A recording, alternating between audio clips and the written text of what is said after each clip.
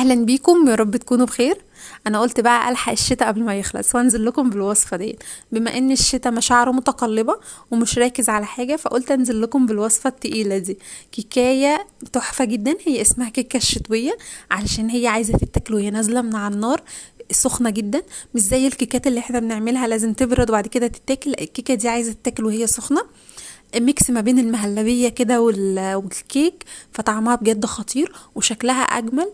أكيد انتوا كمان شايفين شكلها معايا، بجد شكلها حلو وطعمها أحلى.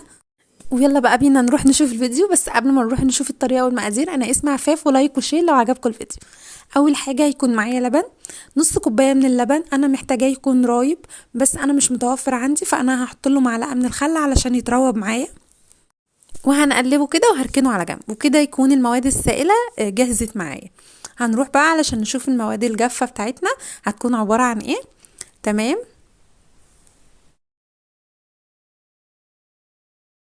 هيكون معايا بعد كده كوباية وربع من الدقيق.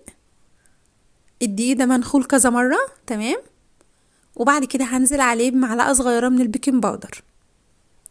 هنقلب المواد الجافة وهنركنها على جنب وتكون كده جهزت معانا.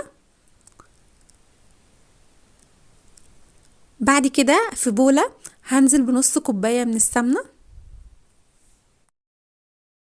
وبعد كده هنزل عليهم بكوبايه الا ربع من السكر. هفضل اضرب بالمضرب الكهربائي لحد ما السكر والسمنه يدوبوا ببعض. تمام، يبقى زي الكريمه.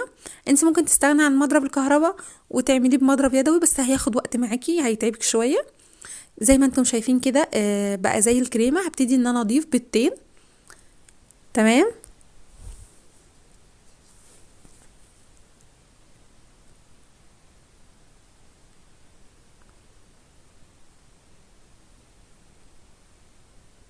وبعد كده هبتدي ان انا اضيف فانيليا. انا ضفت ورقتين من الفانيليا. انت لو هتضيفي فانيليا سايله ممكن تضيفي يعني قد معلقه. وبعد كده هنرجع نضربهم تاني في الخلاط كويس جدا. عايزين السكر يدوب تماما. وبعد كده هنبتدي ننزل بالمكونات اللي معانا، اللبن والدقيق. بس هننزل بيهم حبة من اللبن وحبة من الدقيق. هننزل كده بيهم كل شوية بالتبادل لحد ما نخلص الكمية اللي عندنا كلها. انا نزلت باللبن وبعد كده هبتدي انزل بالدقيق. تمام. وبعد كده هقلب وبعد كده هنزل باللبن والدقيق زي ما اتفقنا بالتبادل. تمام، لحد ما نخلص الكمية كلها اللي معانا.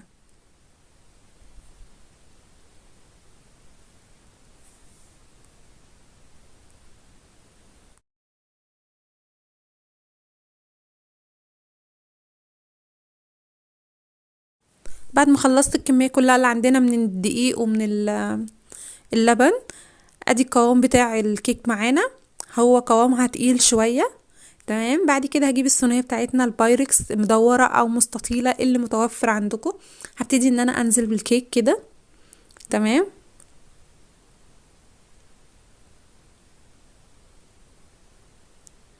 وبالمعلقة كده وهسويه. هكون دهنة الصينية زيت، انا نسيت اقول لكم، او سمنه، اي ماده دهنيه. وبعد كده هدخلها الفرن، هتاخد معانا في الفرن قد تلت ساعه، وبعد كده هنخرجها الفرن تكون سبقت التسخين. هنروح بقى نحضر الطبقه التانية من الكيك بتاعنا، هي خليط من الكاسترد. هيكون معايا كوبايتين كده من اللبن، هنزل بيهم في الحله او الكسرولة.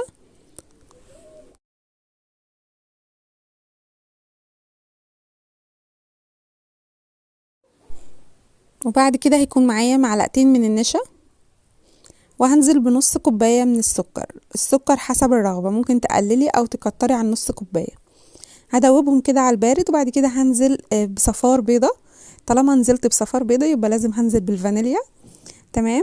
لو انت مش حابة البيض ممكن تستغني عنه خالص وتضيفي ظرف كريم كراميل مكان البضاية. وهبتدي ان انا اقلبه كويس على البارد، وبعد كده هرفعه على النار، هفضل اقلب فيه على طول كده لحد ما القوام بتاعه يبتدي يتقل معانا.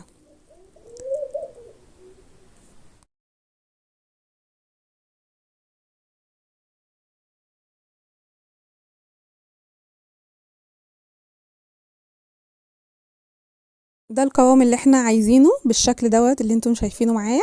مش عايزاه تقيل قوي ولا خفيف قوي، انا عايزاه برضو لما يتحط على الكيك يبقى كده ناعم مش ماسك قوي ببعضه. هبتدي اجيب الكيك.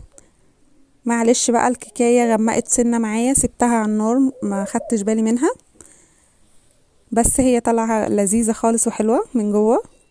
هبتدي انزل بالكريمه بتاعتنا على الكيك زي ما انتم شايفين كده.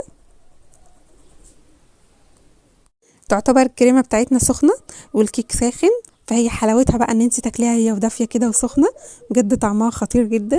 هبتدي انزل عليها بشوكليت كده، اي نوع شوكليت عندك، لو مش متوفر حاجه خلاص مش ضروري، هي كده لذيذه تمام. وهبتدي اقطع وتاكلي منها بالمعلقه، تاكلي منها في طبق، اللي يريحك، بجد طعمها حلو جدا هي ودافيه. وبكده نكون خلصنا وصفتنا، واقول لكم باي باي.